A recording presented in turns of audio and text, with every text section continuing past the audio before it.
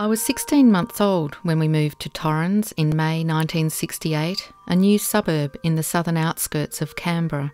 My childhood home was a new beginning for my parents, who had moved to Australia as post-war migrants. In our front garden, my father planted 2 silver birch trees, which, 47 years on, stand tall and graceful.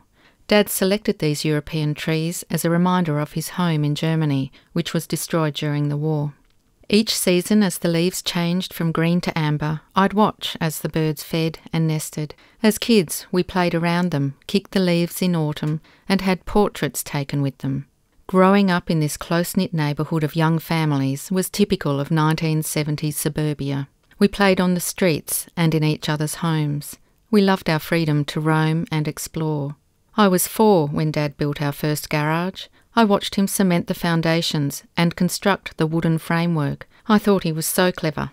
This garage also became a place for birthdays, New Year's Eve parties, and my 21st. I remember my 13th birthday sleepover. We'd stayed up all night, talking, giggling, and stealing midnight snacks.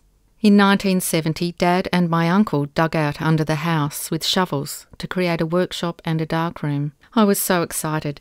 Here was a secret cave where wooden toys, doll houses and kids' furniture would magically appear, mostly to be sold at the Little Red Engine toy shop. We'd have amateur portrait sessions in our lounge and garage.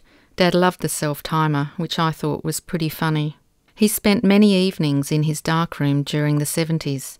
Recently, while clearing it out, I rediscovered boxes of these wonderful, awkward portrait prints and negatives, hidden away for decades. In 1978, Dad built a 2-bedroom extension for my Oma and Opa. They were also post-war migrants and lived with our family until they were too unwell. It was fun having them with us.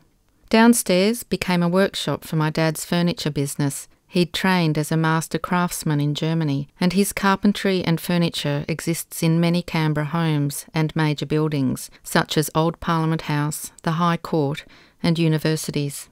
His workshop was a source of fascination, even though we weren't allowed to play there. The assortment of wood, the sound of machines, and the smell of lacquer were a constant throughout my childhood. Observing Dad's making was an inspiration in becoming an artist. I would have used this space as a studio. Now it'll be lost forever. Sadly, Dad passed away in January 2014. A month later, Mum received the asbestos letter.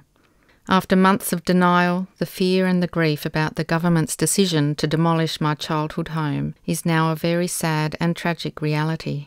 I'm so glad that Dad never knew about this.